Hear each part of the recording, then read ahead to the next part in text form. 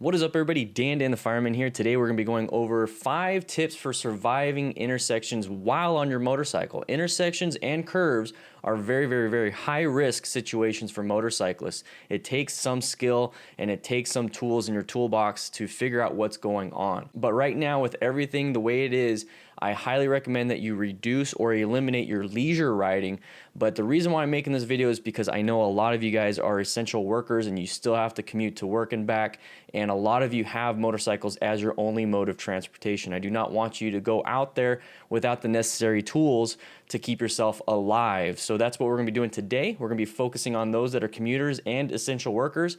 But then after all this stuff lifts, it's a very good information for anybody that's going out riding leisure or commuting otherwise. So let's go ahead and talk about these 5 tips for surviving intersections while on your motorcycle. Whenever I'm out riding, I make sure I put myself in a position where I am consistently able to see well ahead of time and then also have a good escape path and space cushion between all these different vehicles. But at intersections, when we're coming up to them, it's always good to have the best vision, because remember, the biggest risk to motorcyclists are people turning into our path of travel. So number 1, don't hide. You cannot hide behind a vehicle, more so like in lane position 2, right behind a vehicle. Position yourself so you can see, you're able to look around these vehicles. You're able to see that left turn. You're able to see that right turner, anything.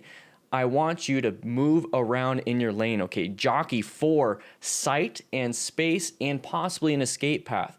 Move around. Don't put yourself in a position where nobody can see you, but more importantly, where you can't see them. If you've noticed, I'm in my studio and I'm not out riding because, once again, I'm not considered essential and I'm reducing or eliminating all my leisure riding. So I'm out here at the firehouse. This is typically where I do all my live streams. So you can actually catch me Tuesday, Wednesdays, and Thursdays on this channel. So make sure you hit that subscribe button, and all my crew members, boom, get special access to the crew lounge on the Discord, and that's absolutely free. But let's jump into the next one. The next one is to be bright. I want you to be very vibrant, very bright.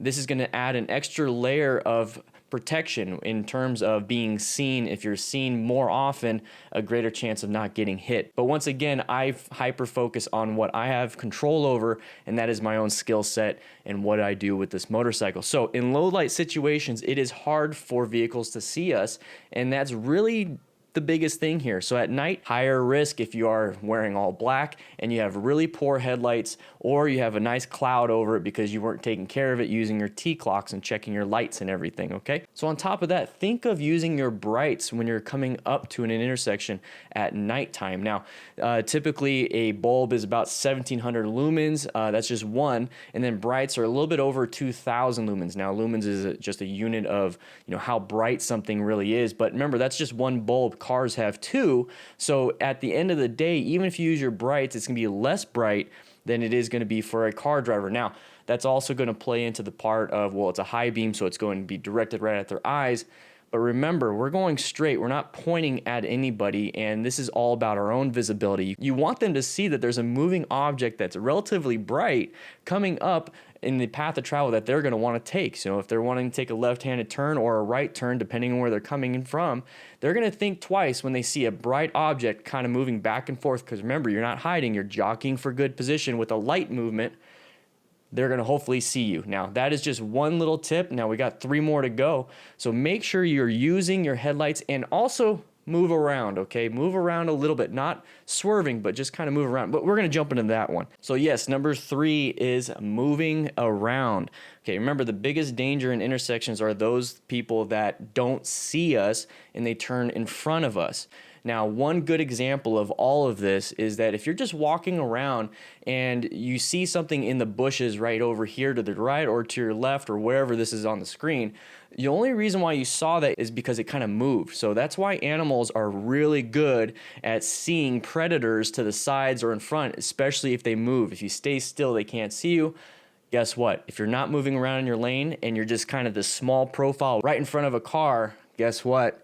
They're not going to see you very well. So if you're consistently moving, it's going to make sure that the person that is kind of looking out here, when they're zoned out, it's like, oh, catch my eye. There's something right there.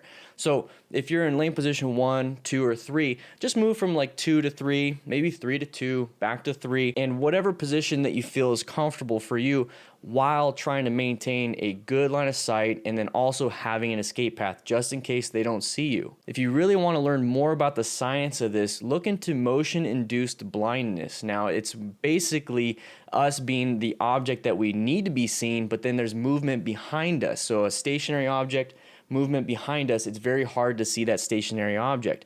But if you're moving around, maybe even going against it or with it, there's a greater chance of being seen. And that is the biggest thing when it comes to inattentional blindness or motion-induced blindness. Now, that is very scientific, so I do have a link in the description where it's going to be something that it's going to be very easy to read about. And this is why I choose to move around a little bit right before an intersection and then get out of that intersection as quick as I possibly can. The next step is to be prepared. Now, what does that mean? I mean, this is a tip, be prepared.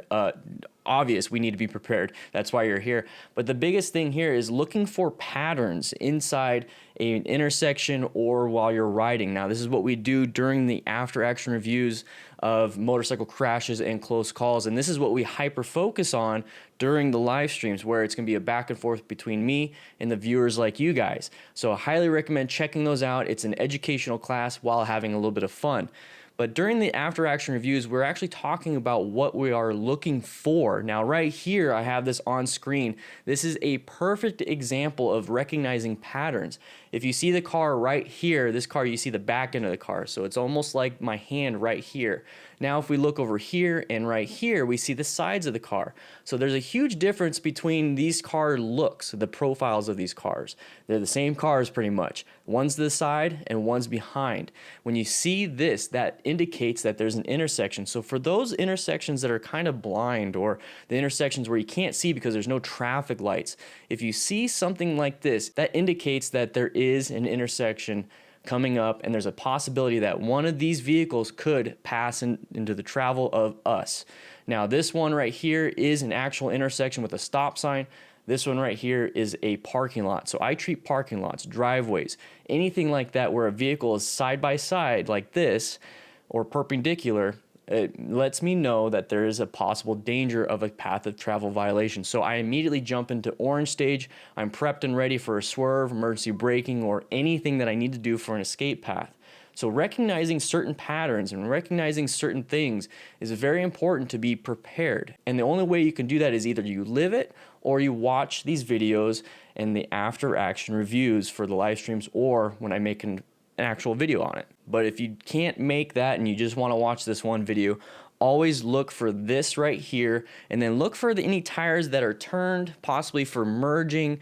Also look for any type of open gaps and long lines. That is a great example of impatient drivers not wanting to wait in line and will shoot out and merge into the open lane where you're at and cause a crash. And that's usually during traffic or right before an intersection. So it's very dangerous for us, very high risk. Make sure you're in the best line of sight, the best position for a space cushion, and have an escape path. So we talked about utilizing swerving, braking, everything just in case, being in orange stage. And we talked about having good situational awareness to have these patterns in mind.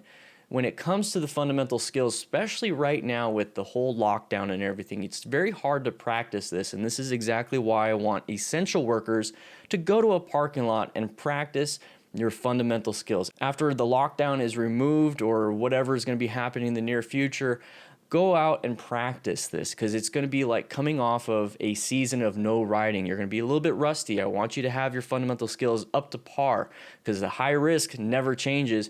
Your skill can change. I want it to be high with that risk. So there are 3 major skills that I want you to practice out there in a parking lot if right now you are an essential worker. Okay, because remember, I don't want you guys going out and possibly getting injured, being sent to the hospital, and then now contracting COVID-19 on top of your previous injuries from practicing. So always wear full gear, always be extra safe, and don't put yourself in a massive situation that could be bad. I recommend practicing at roughly 60% of your total skill just to keep it maintained. Okay, so now that that is out of the way, let's focus on 3 major skills that you must practice to keep yourself in a good spot. So number one is something very easy that all of us can be doing is the situational awareness, utilizing the after action reviews on the live stream and then on these videos, and then utilizing a color code chart that I have set up. You know, white stage is zoned out, you're not paying attention. Yellow stage, you're zoned in, which is what I want you to do while you're riding. And then recognize intersections and curves as default orange stage hazardous zones. This is where you recognize that there's a potential threat. You don't know where the threat is, but you're scanning everything and you're looking for stuff like this. And that's going to let you know, hey, something bad's going to happen. Going to go ahead and start hovering over the brakes, getting ready for the swerve, getting ready for the braking. Don't worry about the horn. Don't worry about rev bombing. So practice that. Get yourself situated. But now we need to jump into the actual skill because all we did was situation awareness. So practice your emergency swerve. Go to a parking lot and practice your swerve. I do have a video on how to do that in a parking lot. And all you need is a set of cones or cut in half tennis balls or whatever it is that you would like to set on the ground, and then you can possibly run over it and hopefully it's not going to damage your bike. So go out there and practice your swerve. I have that linked in the description. I also have progressive braking linked in the description. So go to a parking lot, same parking lot maybe, and practice your progressive braking. Remember, weight transfers to the front, apply more and more and more, and you will stop because weight causes friction, friction causes traction, traction allows you to brake without dumping the bike. Those three major skills are easily practiced either in a parking lot or by watching this channel. So once again, click that subscribe button. Now this video is slightly different. I typically go out there and ride and do a moto vlog type thing where I talk about this stuff, but once again, leisure riding, I'm gonna go ahead and minimize my risk of either contracting COVID-19 and then on top of that, reducing my risk of not crashing and then going to the hospital and contracting COVID-19. So the biggest thing here, guys, is don't go out and leisure ride because there could be a chance that you can crash and then now contract it at the hospital. For those of you that are commuting and are essential workers, you have to go to work because of everything that's going on, whether you work at a grocery store or you work at a hospital or you work as a firefighter, EMT, you know, anything like that. I need you guys to be extra careful and wear full gear. Ride well below your limits and don't take unnecessary risks and only commute to work and back, okay? Cut out leisure riding altogether until this is all over. Sorry guys, but that's honestly what my recommendation is and a lot of experts' recommendations are. So thank you guys so much for being so supportive of this channel. I will see you guys on the live streams and I'll see you around. See ya.